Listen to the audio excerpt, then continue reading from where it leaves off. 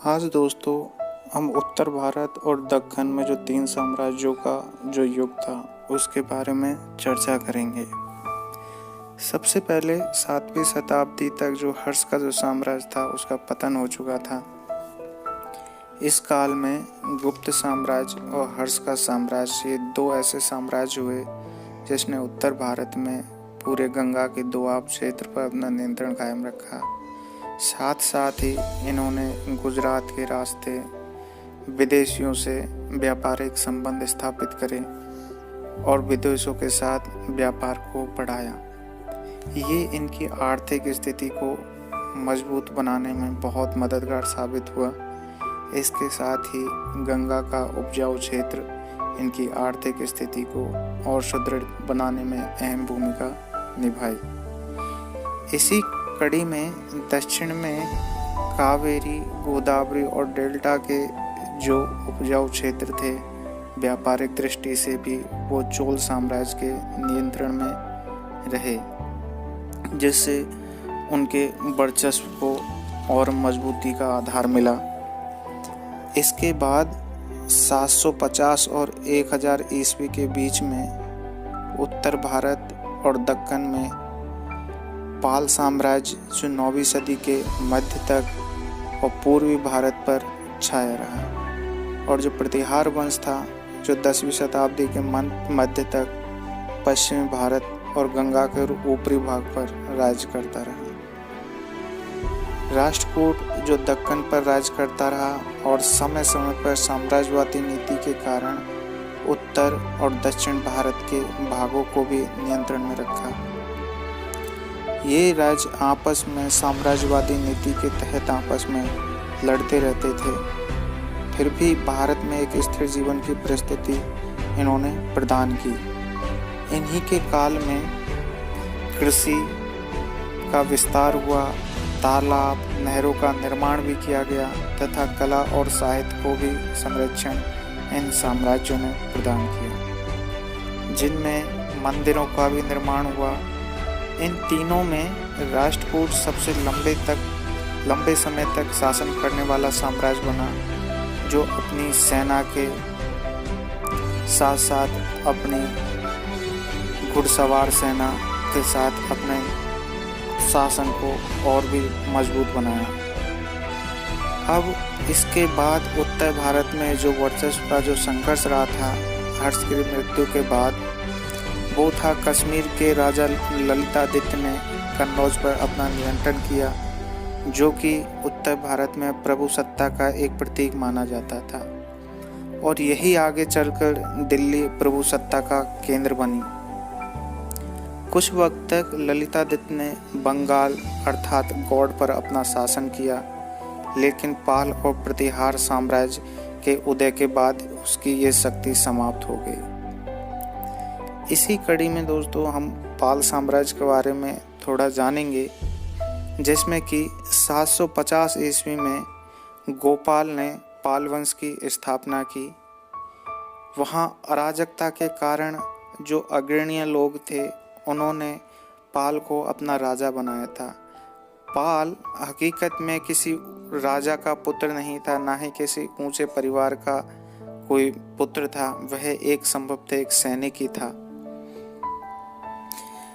फिर उसकी ईमानदारी के कारण उन अग्रणी नेताओं ने उसको सिंहासन पर बैठाया। गोपाल ने अपने नियंत्रण में बंगाल का एकीकरण किया और मगध अर्थात बिहार तक अपने अधिकार क्षेत्र में ले लिया। 770 ईस्वी में गोपाल का पुत्र धर्मपाल राजा बना और 810 ईस्वी तक उसने शासन किया। धर्मपाल का विजय काल 790 से लेकर 800 ईस्वी के बीच में रहा, लेकिन धर्मपाल उत्तर भारत में अपनी सत्ता को स्थायी नहीं रख सका, क्योंकि इस बीच नागभट्ट द्वितीय के नेतृत्व में प्रतिहार वंश एक शक्ति के रूप में उभरा। इसी बीच धर्मपाल का पुत्र 810 ईस्वी में देवपाल गद्दी पर बैठा और उसने 40 वर्ष तक राज्य किया। यहाँ पर ध्यान देने वाली बात यह है कि इस बीच प्रतिहार, पाल और राष्ट्रकूट साम्राज्य के बीच त्रिगुटीय संघर्ष चलता रहा। इस तरह पाल वंश 100 वर्षों तक राज करता रहा। इन संघर्षों के बीच जो 9वीं सदी के मध्य तक बना रहा। इसी कड़ी में दोस्तों प्रतिहार साम्राज्य के बारे में कुछ और चर्चा करेंगे। प्रतिहार साम्राज्य का वास्तविक संस्थापक जो था वो मिहिर भोज था, जो इस साम्राज्य का सबसे महानतम शासक हुआ। उसने 836 ईस्वी में कन्नौज को जीत लिया और लगभग एक सदी तक प्रतिहार साम्राज्य की राजधानी बना रहा। भोज गुजरात और मालवा पर भी अपना वर्चस्व बनाए रखने में कायम रहा और पाल और राष्ट्रकूट साम्राज्य से उसका संघर्ष निरंतर चलता रहा।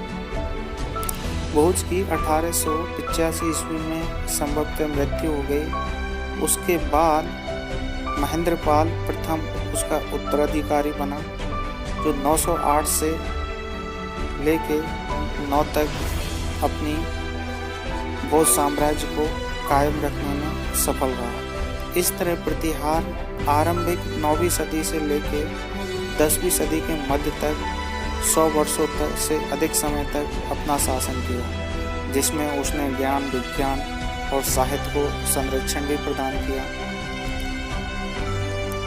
इसी कड़ी में आगे बढ़ते हुए राष्ट्रकूट साम्राज्य के बारे में हम चर्चा करेंगे। यह उत्तर भारत पे जब पाल और प्रतिहार शासकों का राज था, तब दक्कन में राष्ट्रकूटों का शासन चल रहा था। इस वंश ने कुशल प्रशासकों की एक लंबी श्रृंखला प्रस्तुत की। इस राज्य का जो संस्थापक था वो था दंती दुर्ग, जिसने आधुनिक सोलापुर के पास मायनखेड़ यानी मलखेड़ में अपनी राजधानी बनाई। राष्ट्रकूटों का संघर्ष पूर्व में चालुक्य और दक्षिण के कांची के पल्लवों और मद्रों के पांड्य शासकों से निरंतर चलता रहा। राष्ट्रकूट राजाओं में गोविंद तृतीय, जो कि 793 से लेके 814 तक अपना शासन जमाया, और इसी राष्ट्रकूट वंशों में गोविंद तृतीय के बाद अमोघ वर्ष जो 814 से लेकर 878 वर्ष तक उन्होंने शासन किया। ये सबसे बड़े महान शासक हुए राष्ट्रकूट शासकों में। और कृष्ण तृतीय जो 934 से लेकर 963 ईस्वी तक प्रतिवाली शासकों में सबसे अंतिम शासक हुए। 10वीं सदी के अंत तक राष्ट्रकूट शासकों ने अपना शासन जारी रखा। इन्होंने धर्म और साहित्य और कला के ये प्रेमी थे। इन्होंने एलोरा की चट्टान काटकर एक शिव मंदिर का निर्माण कराया, जो कि राजा कृष्ण प्रथम ने ही बनवाया था। इन्हीं चीज़ों में दोस्तों इनकी राजनीतिक विचार और संगठन किस रूप में था, उनकी भी हम यहाँ पर चर्चा करेंगे। इन साम्राज्यों की शासन और कार्य प्रणाली गुप्त और हर्ष साम्राज्य के आचार विचार पर ही आधारित थी। राज्य में राजा शासन का केंद्र बिंदु हुआ करता था। आखिरी और अंतिम निर्णय राजा का ही रहता था, और सेना का जो प्रमुख होता था वो सेनापति होता था।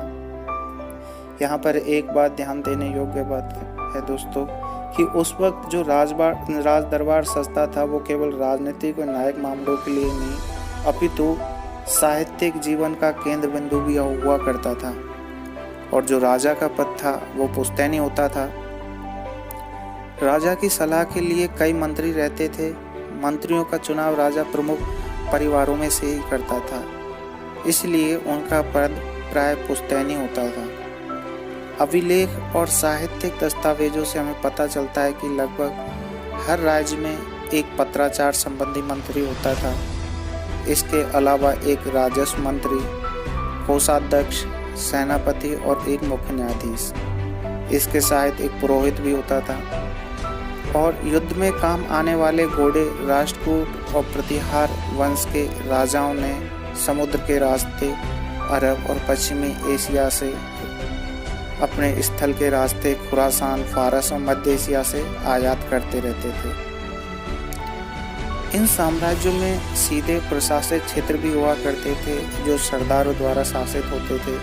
ये सरदार राजा के प्रति निष्ठावान होते थे और राजा को नजराने के रूप में सैनिक, घोड़े उपलब्ध कराते थे।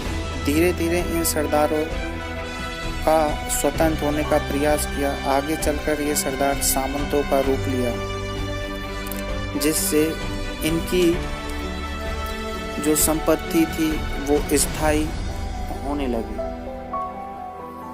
इसी श्रृंखला में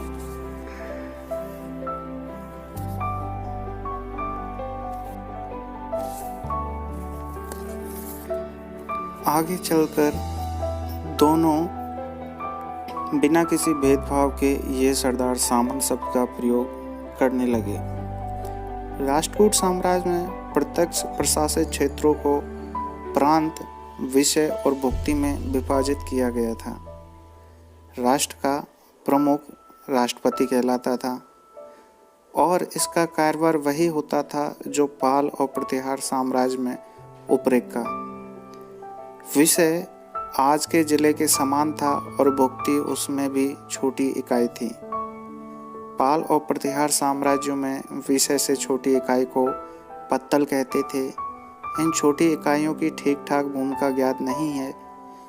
लगता है भू राजस्व वसूल करना और कुछ कुछ कानून व्यवस्था पर ध्यान देना उनका मुख्य उद्देश्य था। यहाँ दोस्तों ऐसा प्रतीत होता है कि सभी अधिकारियों को पारिश्रमिक के रूप में राजस्व मुक्त भूमियाँ दी जाती थी। इससे स्थानीय अधिकारियों तथा पुश्तैनी सरदारों और छोटे मातहत सरदारों का अंतर धुंधला जाता था। इसी तरह राष्ट्रपति या प्रांतीय शासक कभी कभी एक अधीनस्थ राजा की स्थिति और पदवी पा जाता था। इसी कड़ी में इन क्षेत्रीय विभाजनों के नीचे गांव होता था। गांव प्रशासन की बुनियादी इकाई था। गांव का प्रशासन गांव के मुखिया और लेखाकार द्वारा चलाया जाता था।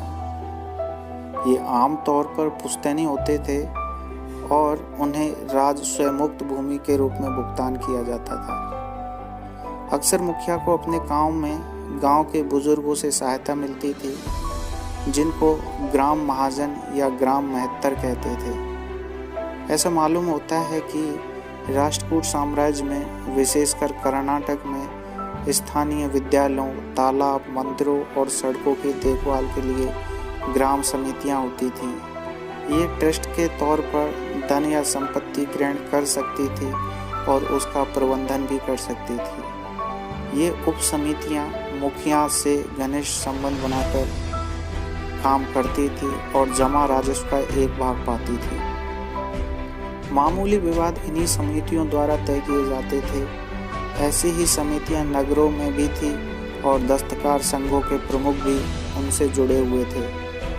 नगरों और आसपास के क्षेत्रों में कानून व्यवस्था कायम रखना पोस्टपाल या कोतवाल की जिम्मेदारी होती थी। कोतवाल से जुड़ी अनेक कहानियां प्रचलित हैं। दक्कन में नाद गुबंड या देश ग्राम कूट कहलाने वाले पुश्तैनी राजस्व अधिकारियों का उदय इसी काल की प्रमुख विशेषता थी। लगता है उनके कार्य वही थे जो बाद के काल में महाराष्ट्र में देशमुख और देश पांडे के जिम्मे आए। इस विकास क्रम ने और साथ में उत्तर भारत में छोटे सरदारों के उदय ने, जिसका हमने अभी किया है, समाज और राजनीति पर महत्वपूर्ण प्रभाव डाला। इन पुश्तैनी तत्वों की शक्ति बढ़ी तो ग्राम समितियां कमजोर हुईं। इन पुश्तैनी तत्वों पर अपनी सत्ता की धाक जमा पाना और उन्हें नियंत्रित करना केंद्रीय शासक के लिए भी मुश्किल हो गया। जब हम कहते हैं कि शासन का सामंतरीकरण हो रहा है तो इसका आशय यही होता है। इस काल में राज्य और धर्म के संबंध को भी ध्यान में रखना आवश्यक है। उस काल के शासकों में अनेक शिव या विष्णु के निष्ठावान भक्त थे और कुछ बौद्ध या जैन धर्म की शिक्षा में विश्वास करते थे। उन्होंने ब्राह्मणों या बौद्ध विहारों या जैन मंदिरों को बड़े बड़े दान दिए, लेकिन आम तौर पर वे सभी धर्मों को संरक्षण प्रदान करते थे और किसी के धार्मिक विश्वासों के कारण उनका दमन नहीं करते थे। राष्ट्रकूट राजाओं ने मुसलमानों तक का स्वागत किया और उन्हें अपने धर्म का प्रचार करने की अनुमति दी। सामान्यतः एक राजा से यह अपेक्षा की जाती थी कि वह प्रचलित रीति रिवाजों में या धर्मशास्त्र कहलाने वाले विधि ग्रंथों में निर्धारित आचार संहिता में हस्तक्षेप नहीं करेगा, लेकिन ब्राह्मणों की रक्षा करना तथा समाज के 4 वर्णों वाली सामाजिक व्यवस्था को कायम रखना उनका सामान्य कर्तव्य था। इस बारे में पुरोहित से राजा का मार्गदर्शन करने की आशा की जाती थी, पर यह नहीं मान लेना चाहिए कि पुरोहित